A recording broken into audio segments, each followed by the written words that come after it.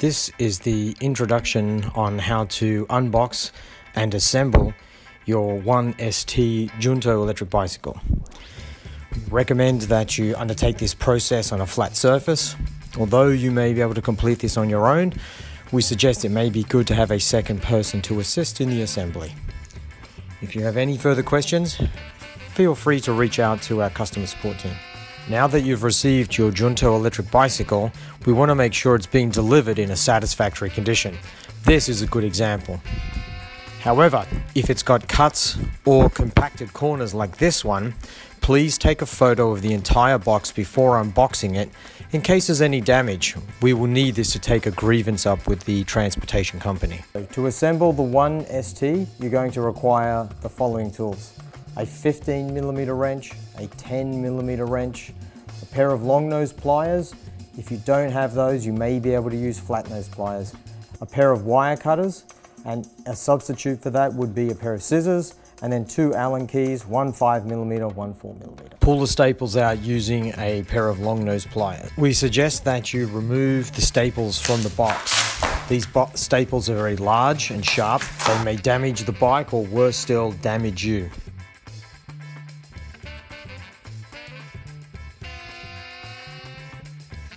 There are additional staples on each part of the box.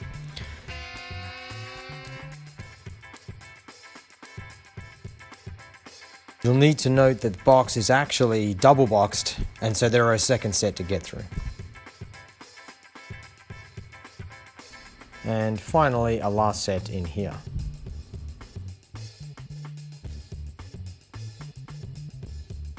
You will see that the bike should be solid in the box. This is the best way to lift it on your own, but we would recommend using two people as it's a little bit easier, like this. This is the bike with the complete packaging on both sides. This will be useful if you're going to send the bike in the future. We need to remove the front wheel by cutting the 3 cable ties that secure it to the bike.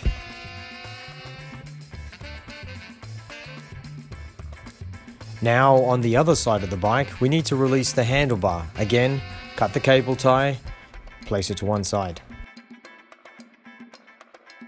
We will remove the packaging around the front of the bike and the stem, and place the packaging aside. You may need to remove a black rubber cap and then release the bolt on the top, then release the 2 side bolts.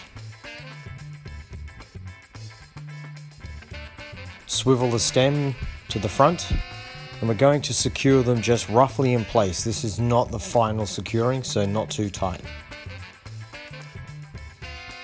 Now undo the 2 bolts on the front of the stem so that we can remove the cap.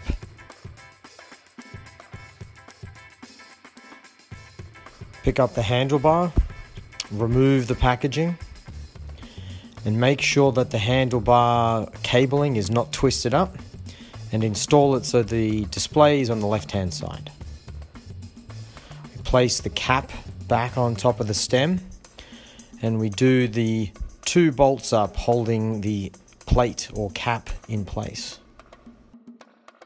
Again, we're not going to be tightening these fully.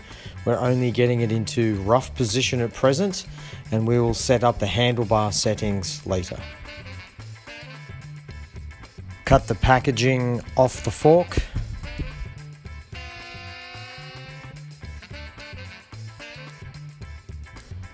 Remove the packaging from each fork leg.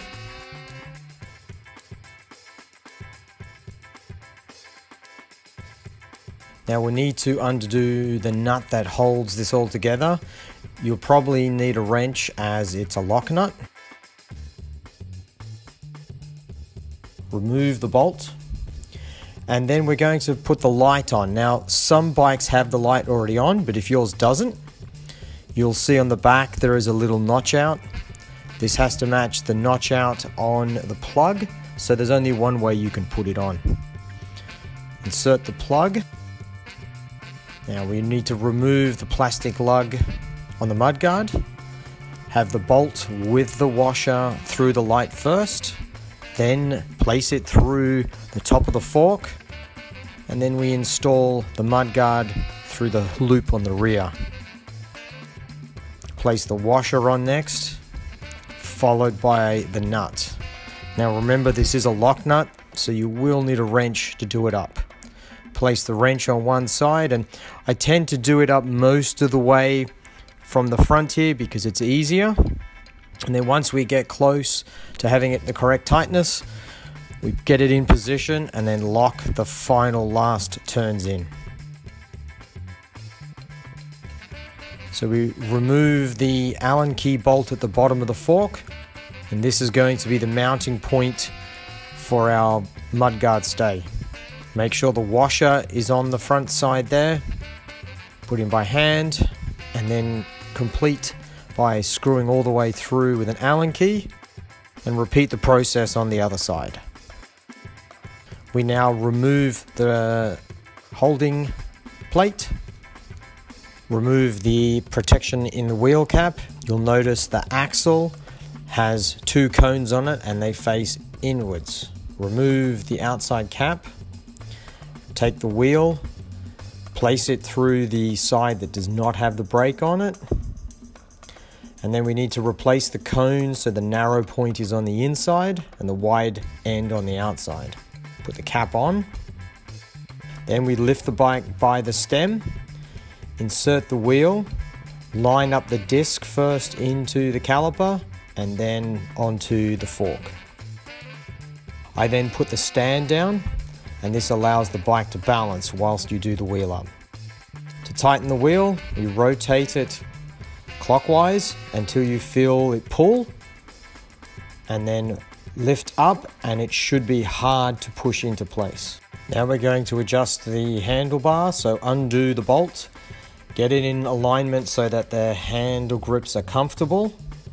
Then we do the bolts on the front plate up tight, making sure that the top and the bottom have the same gap between the plate and the stem. So do those up tightly. And now we're going to align, so grip the front wheel with your legs and twist it so the two silver bolts are lining up with the middle of the tire. Tighten the center bolt first, but do not over tighten that bolt. And then tighten both the side bolts harder than the center bolt. Now test it. Again, grab the front wheel and shake it. If there's too much movement, then you have a problem. The pedals are marked left and right. The left pedal must go on the left crank, as in where your left foot would be. The installation is always rotating towards the front wheel. It's a safety measure on bikes. You'll need a 15mm wrench to complete doing the bicycle pedal up. We now take off the covering on the other side. I rotate this to be in the forward position as it makes installation easier. Again, the R pedal goes on the right side when pedaling, and again, it's always going in a forward direction towards the wheel. Now we remove the packaging and place it in the box.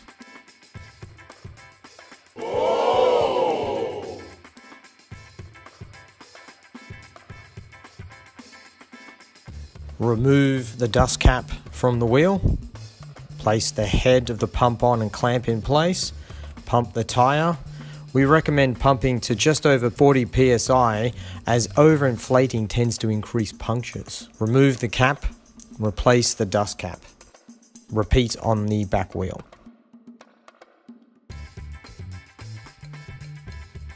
We undo the shifter first to make it loose. Then we undo the brake lever mount to make it loose.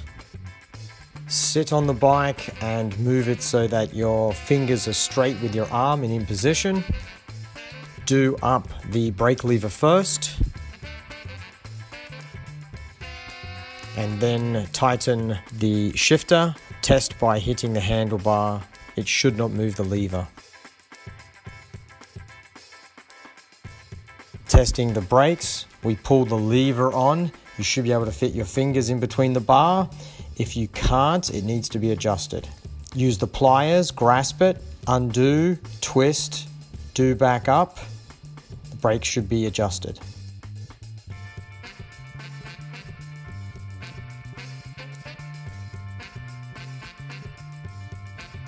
So hold the power button and the bike turns on.